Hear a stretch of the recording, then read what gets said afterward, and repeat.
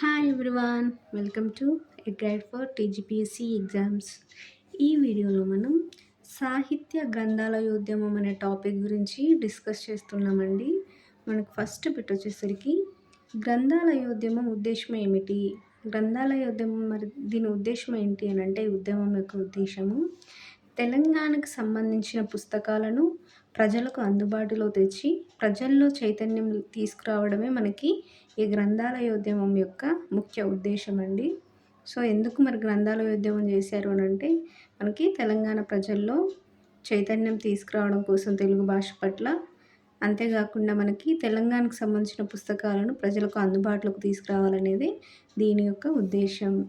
Next bit వచ్చేసరికి మనకి గ్రంథాలయ ఉద్యమమే తెలంగాణలో తొలి ఉద్యమం అన్నది ఎవరు?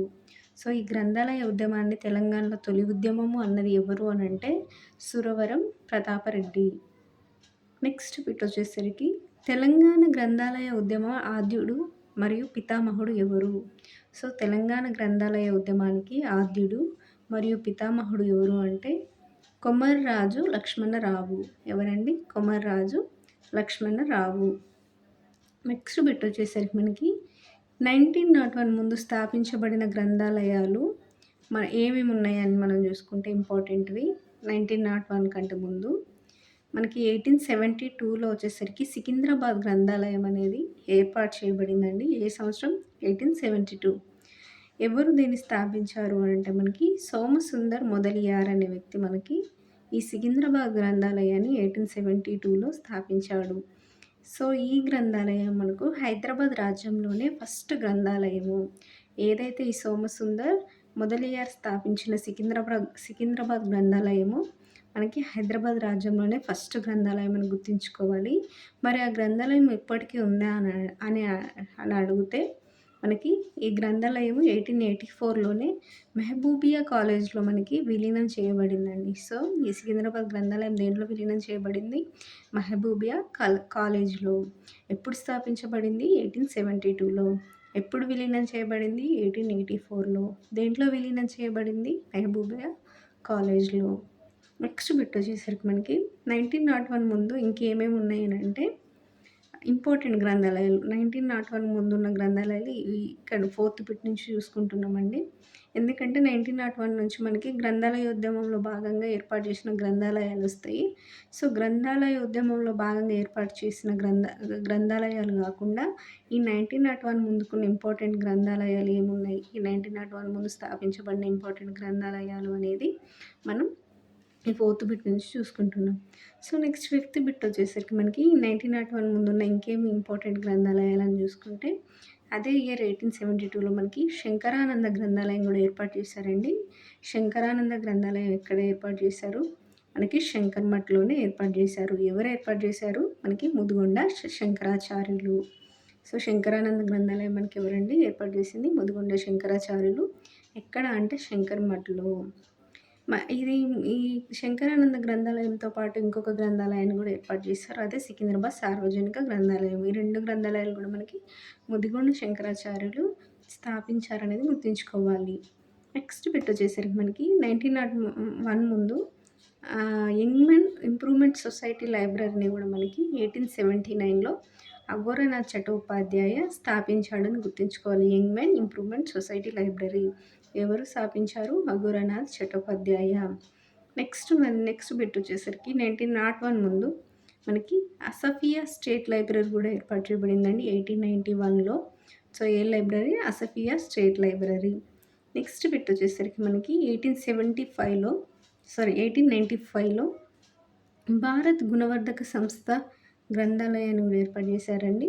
భారత్ గుణవర్ధక సంస్థ గ్రంథాలయము ఎక్కడ అంటే శాలిబండలో. మరి ఈ భారత్ గుణవర్ధక సంస్థ గ్రంథాలయం యొక్క ముఖ్య ఉద్దేశం ఏంటి అని అంటే ఇది మరాఠీ భాష అభివృద్ధి కోసం ఏర్పాటు చేయబడిన గ్రంథాలయమే భారత్ గుణవర్ధక్ సంస్థ గ్రంథాలయం. ఇది ఎక్కడ ఏర్పాటు చేయబడిందంటే శాలిబండలో. ఏ సంవత్సరం అండి?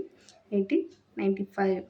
నెక్స్ట్ బిట్ వచ్చేసరికి మనకి ఇంకా 1901 ముందు ఇంకా ఏర్పాటు చేయబడిన ముఖ్యమైన గ్రంథాలయాలు చూసుకుంటే కనుక మనకి 1896లో ఆల్బర్ట్ రీడింగ్ రూమ్ని కూడా మనకి బొల్లారంలో స్థాపించారు అనేది మనం ఇక్కడ దాకా ఫోర్త్ బిట్ నుంచి 9th బిట్ దాకా మనం 1901 ముందున ఇంపార్టెంట్ గ్రంథాలయాలు, వాటిని స్థాపించిన ప్లేస్‌లు, ఎవరు స్థాపించారు అనేది మనం ఇక్కడ దాకా డిస్కస్ చేసుకున్నాం. మరి 1901 ముందండి, మరి గ్రంథాలయ ఉద్యమంలో భాగంగా మనకి ఏం స్థాపించారనేది ఇక్కడ నుంచి చూసుకుంటాం మనం.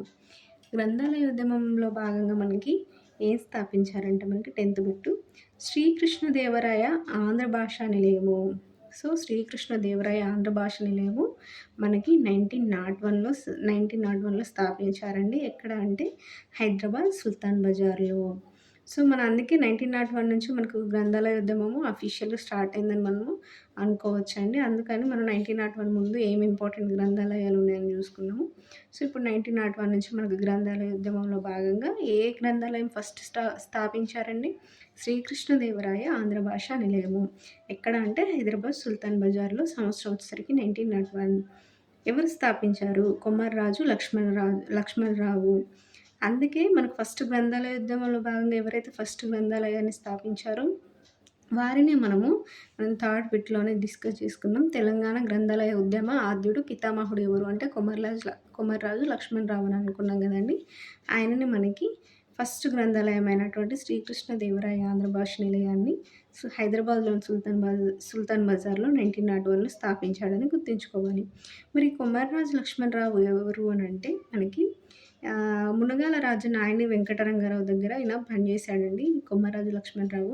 సో ఈయన ఈ గ్రంథాలయం స్థాపించేటప్పుడు మనకి ఈయనకి ఎవరెవరు సహాయం చేశారంటే ఈ మునగాల రాజు, నాయని వెంకటరంగారావు ప్లస్ రావిచెట్టు రంగారావు కూడా ఈయనకు సహాయం చేశారు ఈ గ్రంథాలయ స్థాపనలో. మరి గ్రంథాలయం ఎక్కడ ఏర్పాటు చేయబడిందంటే ఎవరైతే ఈ సహాయం చేసిన రావిచెట్టు రంగారావు ఉన్నారు కదండి, ఈ రావిచెట్టు రంగారావు గారి ఇంట్లో స్వగృహంలోనే మనకి ఈ గ్రంథాలయం ఏర్పాటు చేయబడింది అనేది గుర్తుంచుకోవాలి. సో ఇక్కడ ఇంకా ఏంటంటే గుర్తుంచుకోవాల్సిన విషయం, గ్రంథాలయ ఉద్యమంలో ఏర్పాటు చేసిన ఫస్ట్ గ్రంథాలయం ఏంటి అని అంటే మనకి శ్రీకృష్ణదేవరాయ ఆంధ్ర భాషా నిలయం అనేది గుర్తుంచుకోవాలి. నెక్స్ట్ బిట్ వచ్చేసరికి మనకి శ్రీకృష్ణదేవరాయ ఆంధ్ర భాషా నిలయం గ్రంథాలయం ఏర్పాటు చేసిన ఉత్సవాలు ఏంటి? సో ఈ గ్రంథాలయం ఏర్పాటు చేసిన తర్వాత ఈ గ్రంథాలయం ఏర్పాటు చేసిన ఉత్సవాలు ఏంటి అనేది మనం ఒకసారి చూసుకుంటే కనుక మనకి పోతన వర్ధంతి సప్తాహం 1940లో చేశారండి. నెక్స్ట్ వచ్చేసరికి మనకి రెడ్డి యుగ సారస్వత సప్తాహం, ఇది మనకి 1941లో జరిపారండి. నెక్స్ట్ భువన విజయ సప్తాహం, ఇది 1942లో. నెక్స్ట్ వచ్చేసరికి మనకి రామాయణ కల్పవృక్ష సప్తాహం, ఇది 1950లో. సో మనకి ఓవరాల్గా ఏంటేంటి ఉన్నాయనేది మనకు ఒక ఐడియా ఉంటే సరిపోతుందండి. ఇది మరీ డీటెయిల్గా గుర్తుంచుకోవాల్సిన అవసరం లేదు, ఏమేమి ఉన్నాయనేది చూసుకుంటే సరిపోతుంది. నెక్స్ట్ బిట్ వచ్చేసరికి మనకి శ్రీ రాజరాజ నరేంద్ర ఆంధ్ర భాషా నిలయం ఎప్పుడు ఏర్పాటు చేశారు? శ్రీ రాజరాజ నరేంద్ర ఆంధ్ర భాషా నిలయం హన్మకొండలో స్థాపించబడిందండి. ఇది 1904లో స్థాపించబడింది. దీని స్థాపకుడు కూడా మనకి కొమర్రాజు లక్ష్మణరావు అని గుర్తుంచుకోవాలి. మనకి నెక్స్ట్ బిట్ వచ్చేసరికి 13 బిట్ అండి. ఆంధ్ర సంవర్ధిని గ్రంథాలయం ఎక్కడ ఏర్పాటు చేయబడింది?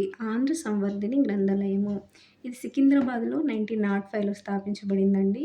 దీని స్థాపకుడు కూడా మనకి కొమర్రాజు లక్ష్మణరావు. నెక్స్ట్ బిట్ వచ్చేసరికి విజ్ఞాన చంద్రికా మండలి ఎక్కడ స్థాపించబడింది? విజ్ఞాన చంద్రిక మండలి వచ్చేసరికి మనకి హైదరాబాద్లో స్థాపించబడింది.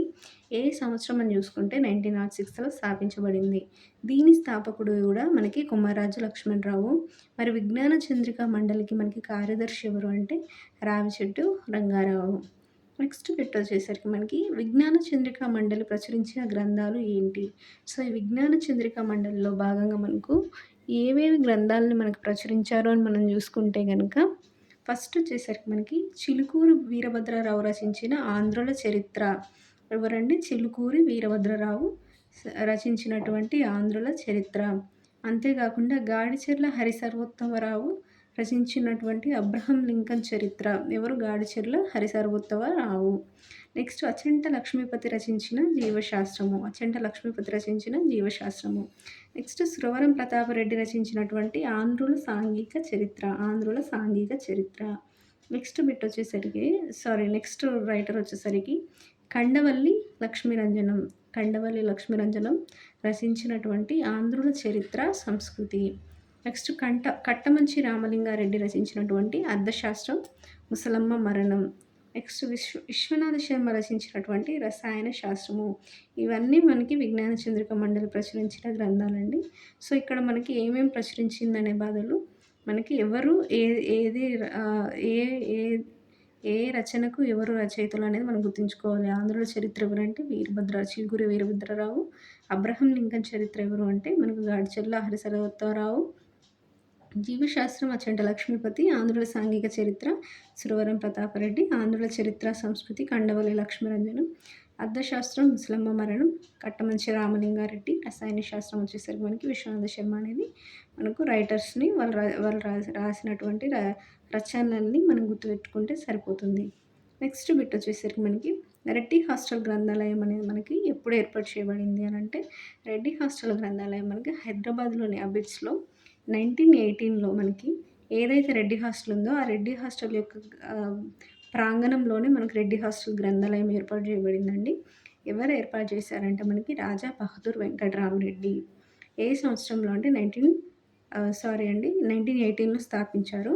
మరి రెడ్డి హాస్టల్ గ్రంథాలయానికి కార్యదర్శి ఎవరున్నారంటే సురవరం ప్రతాపరెడ్డి ఉన్నాడండి. ఏ సంవత్సరం నుంచి ఏ సంవత్సరం మధ్య అంటే 1924 నుంచి 32 మధ్య మనకి కార్యదర్శి ఈ గ్రంథాలయానికి సురవరం ప్రతాపరెడ్డి ఉన్నాడనేది గుర్తుంచుకోవాలి.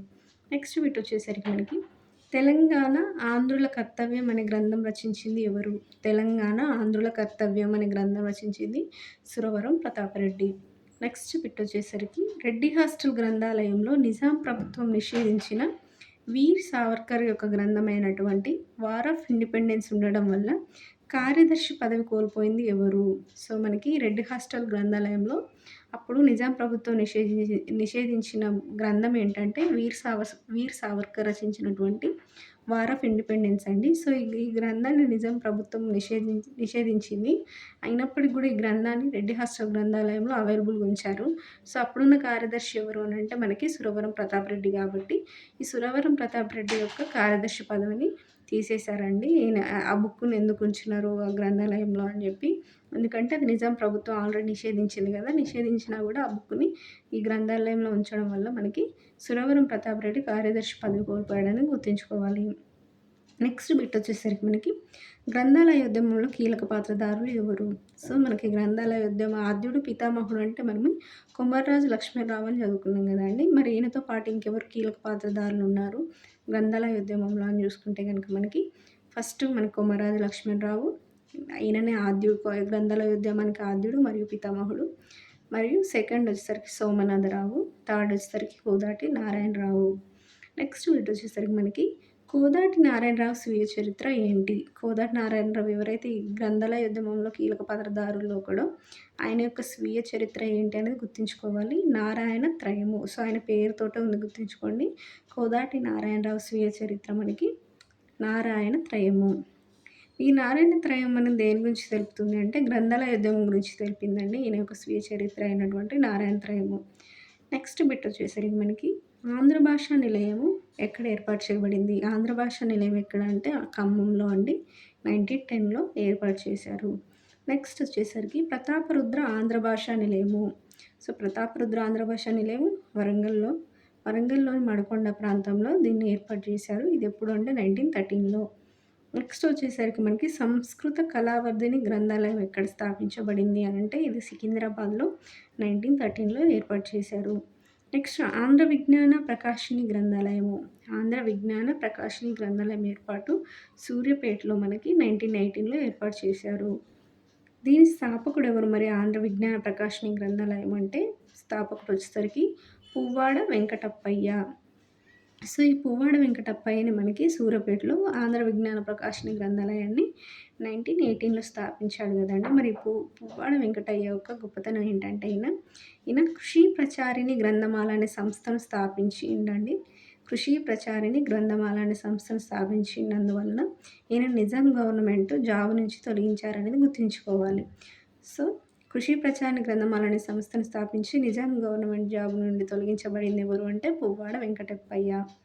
నెక్స్ట్ బిట్ వచ్చేసరికి మనకి ఆంధ్ర సరస్వతి గ్రంథాలయం ఎక్కడుంది? ఎక్కడ ఏర్పాటు చేశారు? ఆంధ్ర సరస్వతి గ్రంథాలయము అని అంటే మనకి నల్గొండలో అండి. నల్గొండలో 1918లో స్థాపించారు. ఎవరు స్థాపించారు అంటే మనకి షబ్నవీస వెంకటరామ నరసింహారావు మనకి ఆంధ్ర సరస్వతి గ్రంథాలయాన్ని నల్గొండలో ఏర్పాటు చేశాడు. ఏ సంవత్సరం అంటే 1918. ఎవరు అంటే షబ్నవీస వెంకటరామ నరసింహారావు. నెక్స్ట్ బిట్ వచ్చేసరికి మనకి భాషా కల్పవల్లి గ్రంథాలయం ఎక్కడ స్థాపించారు? భాషా కల్పవల్లి గ్రంథాలయం సికింద్రాబాద్లో స్థాపించారు 1920లో. ఎవరు స్థాపించారంటే మనకి మాడూర రాఘవులు స్థాపించాడు ఈ భాషా కల్పవల్లి గ్రంథాలయాన్ని. నెక్స్ట్ బిట్ వచ్చేసరికి మనకి శ్రీ విజ్ఞాన విద్యుత్ ప్రవాహిన్యాంధ్ర భాషా నిలయం ఎక్కడ స్థాపించారు? శ్రీ విజ్ఞాన విద్యుత్ ప్రవాహిన్యాంధ్ర భాషా నిలయము ఖమ్మంలో. ఏ సంవత్సరం? 1918లో. ఇది మనకి జ్యోతి అనే మాసపత్రికను వెలువరించేదండి. ఈ శ్రీ విజ్ఞాన విద్యుత్ ప్రవాహిన్యాంధ్ర భాషా నిలయం వెలువరించిన మాసపత్రిక ఏంటి అంటే జ్యోతి మాసపత్రిక. ఈ ఈ జ్యోతి మాసపత్రికను మనకి ఎల్లాప్రగడ కృష్ణమూర్తి, కోదాటి నారాయణరావు గారు కలిసి వెలువరించారండి. ఎల్లాప్రగడ కృష్ణమూర్తి అండ్ కోదాటి నారాయణరావు కలిసి వెలువరించారు. తర్వాతి కాలంలో మనకి శ్రీ విజ్ఞాన విద్యుత్ ప్రవాహిన్యాంధ్ర భాషా నిలయం అనేది విద్యార్థి గ్రంథాలయంగా మార్పు చెందిందని గుర్తుంచుకోవాలి. ఈ శ్రీ విజ్ఞాన విద్యుత్ ప్రవాహిన్యాంధ్ర భాషా నిలయం పేరు ఎలా మారింది తర్వాత కాలంలో అంటే విద్యార్థి గ్రంథాలయంగా మారింది. నెక్స్ట్ బిట్ వచ్చేసరికి మనకి 28 అండి. విజ్ఞాన ప్రచారిణి ముద్రాలయము. విజ్ఞాన ప్రచారిణి ముద్రణాలయం ఎక్కడ స్థాపించబడిందంటే మహబూబాబాద్లో ఇనుగుర్తిలో స్థాపించబడిందండి. ఏ సంవత్సరం? 1919లో. ఎవరు స్థాపించారు విజ్ఞాన ప్రచారిణి ముద్రాలయాన్ని? వద్దిరాజు సోదరులు. నెక్స్ట్ బిట్ వచ్చేసరికి మనకి బహిరామియా గ్రంథాలయం ఎక్కడ స్థాపించబడింది? బహిరామియా గ్రంథాలయము కొలనుపాకలో స్థాపించబడింది 1921లో. నెక్స్ట్ బిట్ వచ్చేసరికి మనకి బాల సరస్వతి గ్రంథాలయం ఎక్కడ స్థాపించబడింది?